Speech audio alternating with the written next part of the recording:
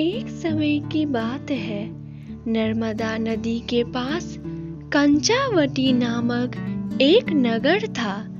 नदी के ही पश्चिम किनारे मरुभूमि थी, जिसे बालूहट्टा कहा जाता है। वहां पर एक विशाल पाकड़ का पेड़ था, जिसपे एक चील रहती थी। पेड़ के ही नीचे एक खोखर था, जिसमें एक सियारन रहती थी। चील और सियारन की बहुत ही गहरी मित्रता थी।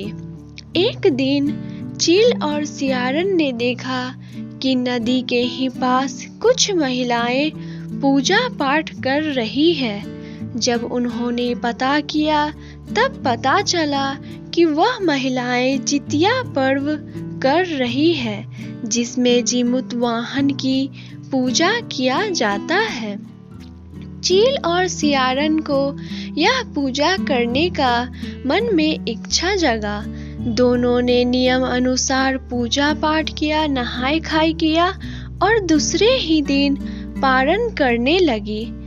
उसी नगर में उसी दिन एक बड़े व्यापारी का देहांत हो गया।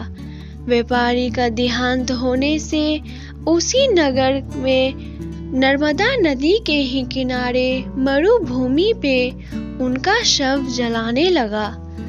रात बीतने लगी, सब में से अब गंदी बू आने लगी। चील और सियारन व्रत कर रही थी। उसी समय दोनों को यह सुगंध आने लगा, लेकिन चील तो मन में ही सोचने लगी, आज मेरा व्रत है, मैंने जितिया किया है। वही सियारन से रहा नहीं गया और वह जा करके व्यापारी का मांस खाने लगी। यह देख करके चील को बिल्कुल भी अच्छा नहीं लगा। अगले ही दिन चील ने नियम अनुसार अपना पारण तोड़ा और अच्छे से जितिया पर्व किया। अगले जन्म में दोनों सहेलियां एक ब्राह्मण के घर में जन्म ली। चील बड़ी बहन थी और सियारन छोटी बहन के रूप में ब्राह्मण के घर में जन्म ली। चील बड़ी बहन, जिसका नाम था शीलावती, शीलावती बहुत ही गुणी और धार्मिक स्वभाव की थी। शीलावती की शादी बुद्धिसेन से हुई, जो कि एक आम इंसान था। वही छोटी बहन का नाम कुप्तावती रखा गया, जिसका विवाह उसी नगर के राजा से मालकेतु से हुआ। अब वह उस नगर की रानी थी। जितिया वाहन जीमूत वाहन की कृपा से शीलावती के 7 पुत्र हुए। शीलावती बहुत ही अच्छा से मन से जितिया पर्व उनके लिए किया करती थी। वही कप्तावती का एक भी संतान नहीं था, क्योंकि उन्होंने अगले जन्म में इस पर्व का नियम नहीं किया था। कप्तावती हमेशा अपने बहन से जला करती थी कि मेरा एक भी संतान नहीं है और मेरी बहन के 7 पुत्र हैं। शीलावती के 7 पुत्र कप्तावती के नगर में उन्हीं के राजमहल में कार्य किया करते थे।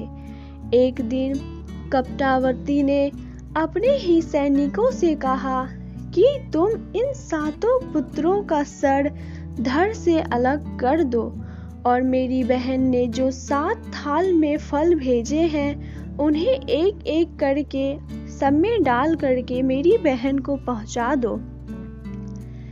नियम के अनुसार और आदेश के अनुसार सिपाहियों ने उन सारे भाइयों के गला को काट करके उन थाल में सजा करके लेकर जाने लगे।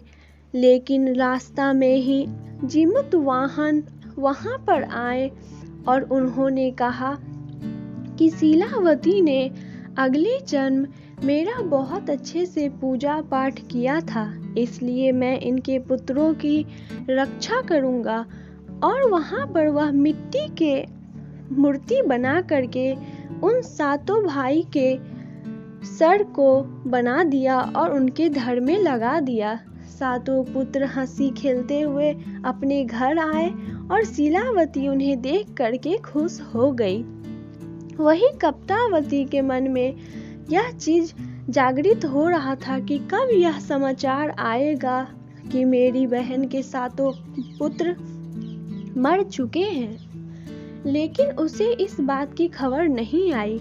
वह तुरंत ही अपने बहन के घर चली गई और जब देखा कि उसके सातों पुत्र जिंदा हैं, तो वो वहीं पर मूर्छित हो गई। जब उसे होश आया तो उसने सारी बातें अपनी बहन को बताई और उसी टाइम कप्तावती का मृत्यु हो गया। फिर क्या था, कप्तावती को वहीं नर्मदा किनारे ले जा करके और उसे वहीं पे जलाया गया। जीमूतवाहन की कृपा से शीलावती के पुत्र सातों जिंदा थे। कहा जाता है कि जितिया पर्व जो भी करते हैं उनके बच्चों पे कभी कोई कष्ट नहीं आता है।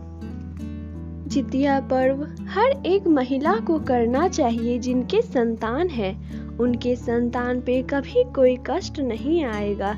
जो इस कथा को सुन रहे हैं, पढ़ रहे हैं या पुकार भर रहे हैं, जीमूतवाहन उनकी संतान की हमेशा रक्षा करे। दोस्तों, कथा यही था। पसंद आने पे लाइक, चैनल को सब्सक्राइब जरूर कीजिएगा। धन्यवाद।